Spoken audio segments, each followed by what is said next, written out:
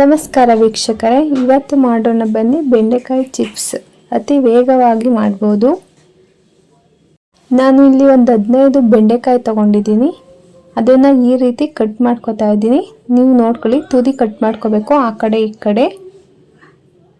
ಒಂದು ದೊಡ್ಡ ಬೆಂಡೆಕಾಯಿನ 2 ಭಾಗ ಮಾಡಿಕೊಂಡು ಅದರಲ್ಲಿ 4 ಪೀಸ್ ಮಾಡ್ಕೋಬೇಕು. ಸಣ್ಣಕ್ಕಾದರೆ 6 ಪೀಸ್ ಆದರೂ 6 ಪೀಸೇ ಮಾಡ್ಕೊಳ್ಳಿ, ಸಣ್ಣಕ್ಕಿರಲಿ ಲೇಸು. ಬೆಂಡೆಕಾಯಿ ಸಣ್ಣ ಇದ್ರೆ ಅದರಲ್ಲೇನು ಭಾಗ ಮಾಡಕ್ಕೆ ಹೋಗಬೇಡಿ. 1 ಪೀಸ್ ಆದರೆ ಒಂದು 4 ಪೀಸ್ ಆಗುತ್ತೆ, ಅಷ್ಟೇ ಸಾಕು. ದೊಡ್ಡ ಬೆಂಡೆಕಾಯಿ ಇದ್ರೆ ಅದರಲ್ಲಿ 2 ಪೀಸ್ ಮಾಡಿಕೊಂಡು ಅದರಲ್ಲಿ 4 ಭಾಗ ಮಾಡ್ಕೊಳ್ಳಿ. ನಾವು ಚಿಪ್ಸ್ ಮಾಡ್ತಾ ಇರೋದ್ರಿಂದ ಸಣ್ಣ ಇದ್ರೇ ಒಳ್ಳೆಯದು. ನೋಡಿ, ನಾನು ಇದೇ ಥರ ಎಲ್ಲದೂ ಹಚ್ಕೊಂಡಿದ್ದೀನಿ ಸಣ್ಣಕ್ಕೆ. ಒಂದು 15 ಬೆಂಡೆಕಾಯಿ ತಗೊಂಡ್ರೆ ಸಾಕು, ಒಂದು 4 ಜನ ತಿನ್ಬೋದು. ಚಿಪ್ಸು ಅಷ್ಟಾಗುತ್ತೆ. ನೋಡಿ, ನಾನು ತಗೊಂಡಿರೋ 15 ಬೆಂಡೆಕಾಯಿ ಎಷ್ಟೊಂದು ಲೇಸ್ ಆಗಿದೆ ಅಂತ. ಇದೆಲ್ಲ ಕಟ್ ಮಾಡ್ಕೊಂಡ್ಮೇಲೆ ಮಧ್ಯದಲ್ಲಿ ಬೀಜನೂ ತಕ್ಕೋಬೇಕಾಗುತ್ತೆ ನಾವು. ನಾನು ಆಲ್ರೆಡಿ ತೆಗೆದು ಇಟ್ಕೊಂಡಿದ್ದೀನಿ, ನೋಡಿ ಹೆಂಗಾಗಿದೆ ಅಂತ. ಬೀಜ ಇದ್ರೆ ತಿನ್ನೋದಕ್ಕೆ ಚೆನ್ನಾಗಿರಲ್ಲ, ಅದಕ್ಕೆ ಹಾಕಿಲ್ಲ ನಾನು. ಆ ಪೀಸ್ಗಳಿಗೆಲ್ಲ ಸ್ವಲ್ಪ ಉಪ್ಪು ಖಾರ ಹಾಕಿ ಮಸಾಜ್ ಮಾಡೋಣ. ಅದು ತುಂಬ ಚೆನ್ನಾಗಿರುತ್ತೆ ಉಪ್ಪು ಖಾರ ಇಳ್ಕೊಂಡ್ರೆ. ಸ್ವಲ್ಪ ಕ್ರಿಸ್ಪಿನೆಸ್ ಬರೋದಕ್ಕೆ ಅಕ್ಕಿ ಹಿಟ್ಟು ಹಾಕ್ತಾ ಇದ್ದೀನಿ. ಅದು ಕೋಟಿಂಗ್ ಥರ ಮಾಡೋಣ.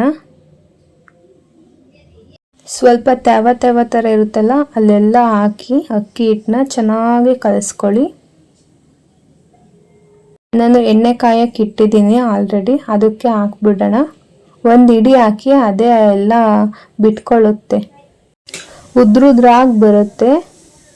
ಗ್ಯಾಸ್ನ ಲೋ ಫ್ಲೇಮಲ್ಲಿ ಇಟ್ಕೊಂಡು ಬೇಯಿಸ್ಕೊಳ್ಳಿ, ಇನ್ನೂ ತುಂಬ ಕ್ರಿಸ್ಪಿಯಾಗಿ ಬರುತ್ತೆ. ಇಷ್ಟಾದರೆ ಸಾಕು.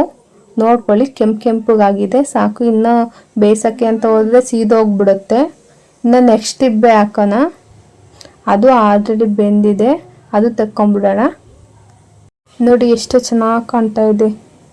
ಜಾಸ್ತಿ ಟೈಮು ಹಿಡಿಯೋದಿಲ್ಲ, ಆರಾಮಾಗಿ ಮಾಡ್ಕೋಬೋದು ಮನೆಯಲ್ಲೇ. ತೇಲ್ಸಿದ್ದಾದ್ಮೇಲೆ ಒಂದ್ಸಲ ಉಪ್ಪು ಖಾರ ಹಾಕಿ ಒಂದ್ಸಲ ಕಲಿಸ್ಕೊಳ್ಳಿ. ನೋಡಿ ಎಷ್ಟು ಬೇಗ ಹಾಗೆ ಹೋಯ್ತು. ಏನು ಜಾಸ್ತಿ ಪದಾರ್ಥನೂ ಬಳಸಿಲ್ಲ, ಉಪ್ಪು ಖಾರ ಬಿಟ್ಟರೆ. ಎಷ್ಟು ಚೆನ್ನಾಗಿದೆ. ಮಕ್ಕಳಿಗೆಲ್ಲ ಈ ಥರ ಮಾಡಿಕೊಡಿ, ತಿಂತಾರೆ. ರೆಸಿಪಿನ ಒಂದ್ಸಲ ಟ್ರೈ ಮಾಡಿ. ಇದೇ ಥರ ವೀಡಿಯೋಸ್ ಬೇಕು ಅಂದರೆ ನನ್ನ ಚಾನಲ್ನ ಫಾಲೋ ಮಾಡಿ. Thank you.